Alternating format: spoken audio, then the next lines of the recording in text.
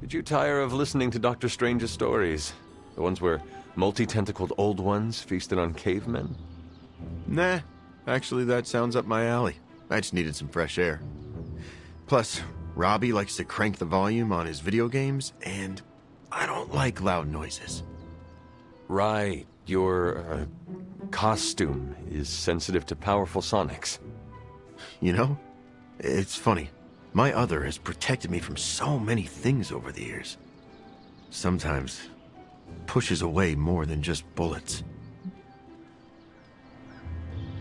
Maybe you scare a few people, but at least you are protecting them. Dead people cannot say thank you.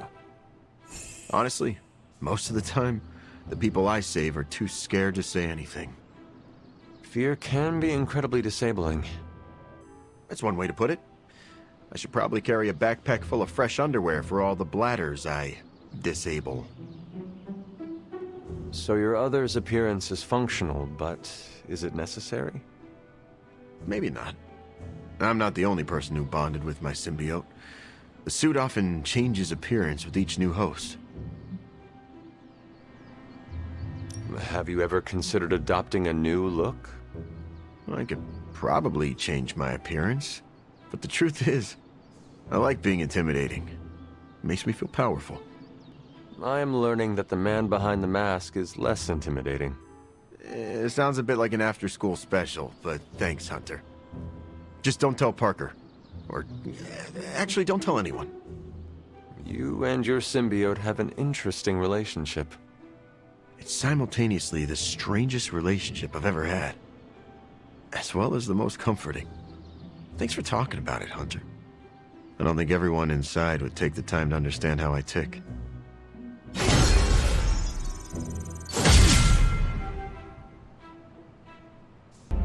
Thanks for spotting me, Hunter. I needed to burn off some steam after that last mission. I'm surprised you have any steam to burn. My symbiote boosts my metabolism. Helps us bounce back quickly. The problem is you constantly need to eat. I'm constantly eating, but what's the problem? If you rely on the symbiote, why push your physical body to its limits? I often push myself past the point of exhaustion because I have to be able to compete. Most of the heroes in this house were either born with fantastic abilities or were handed them after they were dipped in radioactive alien slime. Eddie, you are literally covered in alien goo that allows you to shatter bricks with your fist. Yeah, sure, that didn't come out right. The symbiote gives me fantastic abilities, but I can't rely on it for everything. I maintain peak conditioning in case my other gets compromised. Did your parents instill you with this powerful work ethic? Guess you could say that. My mother died in childbirth, and my father blamed me for it. Spent most of my childhood trying to measure up to that monster's unattainable standards. Oh, Eddie, I did not know. That must have been hard. I guess it was. But at the time, it just seemed like my childhood, you know? Now you know why I push myself so hard. I need to be strong enough to protect all the innocent people out there who aren't strong enough to protect themselves. I cannot argue with that, Eddie.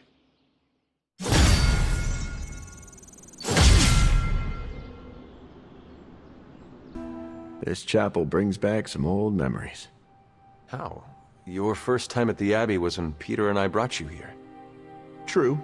It's just this place reminds me of the church where we fought Dracula. I know what you mean. I find places like this calming. I wish I felt the same. For me, they conjure up sorrow and anger. What happened exactly? Remember how I told you I used to be a reporter? Yes, like Peter. I'm nothing like Parker. That boy exploited his heroism to make cash taking blurry photos. I was a journalist. I wanted to mix it up on the streets, uncover the types of corruption that exploits the little guy, speak truth to power and all that jazz. Does that work? Do words have that much power? Wait, are you serious? Your mother tried to unleash a world-devouring elder god by reading a book. Fair point. I wasn't trying to do anything that ambitious, but I thought I could make a difference. Unfortunately, at some point, I lost my way. Cut a few corners with an important story, didn't double-check my sources, and ended up embarrassing myself publicly. I lost my job. That sounds hard, Eddie. After my father disowned me, I ended up at a church that looked a bit like this chapel. Looking for a new start? Looking to end it all, actually. But that's when I was saved by a higher power. Sounds like you had an almost spiritual experience? You could say that. I say, I found myself. On that day, the symbiote and I united. And we vowed to become something better. A lethal protector who safeguarded innocence. On that day, we became Venom. I heard you also tried to murder Spider-Man. Trust me, he had it coming.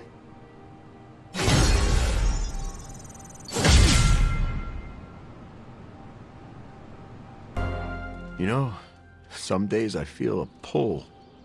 Like something far off is calling my symbiote home. Space is enormous. How would you make a trip like that? Good question. I don't know. Most of the time I'm lucky if I can afford a bus ticket to San Francisco. Do you ever wonder about your symbiote's life before you bonded? I don't have to wonder. I catch the occasional flash of memory from my other. Only bits and pieces, but they tell a whole story. In one, I see it bonding with a genetically modified Kree soldier who fought in an intergalactic war. In another, I feel its bloodlust as it stands over the icy graves of fallen foes. Do you share any memories of when it bonded with Spider-Man? Yes. I prefer not to think of those. Why not? You don't know him like I do.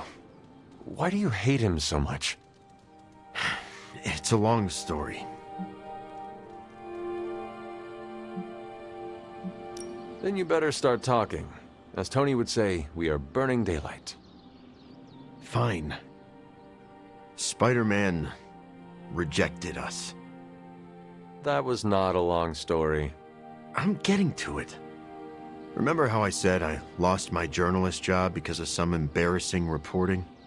That was partly Spider-Man's fault. Spider-Man got you fired? No, he caught the bad guy, like he always does. He just exposed the flaws in my reporting when he did it. I understand. You wanted the bad guy to go free. No, of course I didn't want that murderer on the streets. I just didn't want to be publicly embarrassed. Look, the symbiote feeds off my hormones. If they aren't perfectly bonded, a symbiote can suck their host dry. Are you saying your shared hatred of Spider-Man helped you and your symbiote bond? In a way. You owe him your life. In no way. But you and Spider-Man get along now. Sure. If by get along, you mean my other and I agreed not to eat his pancreas. That sounds like true friendship. Sure, but it's nothing like the one you and I have. Your pancreas is safe from us.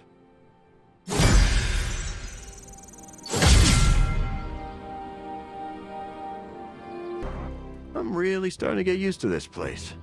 Sure, the dorms are cramped, but it's better than the rat-infested sewers I've spent more than a few nights in. At least you do not have to worry about missing your train. Actually, I always worried about the trains missing me. Hunter, can I ask you something? That is the only question you do not have to ask me. Okay, well, how do you do it? How do you balance the pull between light and dark?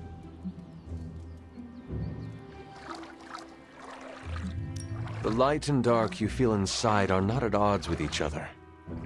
Recognize that they do not command you. You command them. I'm good at being strong, Hunter. I practice that every day. But the kind of strength you're talking about? Well, I haven't worked those muscles in a long time. I'm not like some of these other heroes. I'm no Captain America. Some days, I don't even think I'm a Spider-Man. I had not noticed. Those heroes often do what is right, even if that means letting their greatest foe live. Do you regret the lives you have taken over the years? I regret a lot of things, but never the lives I've saved. My point is, I feel a darkness inside that I can't escape. But I can focus that hate and point it toward those who deserve it. Those who would hurt innocent lives. A moment ago, it sounded like you actually admire Spider-Man. Spider-Man has caused me more pain and frustration than almost anyone. But he fights to save innocent lives. As much as I sometimes want to see him suffer, I know this world needs him. You may battle your inner demons, but you also help people. Thanks, Hunter. I'm glad I never ate you while I was possessed by your mother. Surprisingly, I have heard that before. So, thanks to my other, I don't often feel the need for companionship. But you're all right, Hunter. The feeling is mutual. I'm glad to know you will not eat my brain anytime soon. Of course not. I had half a lobe yesterday.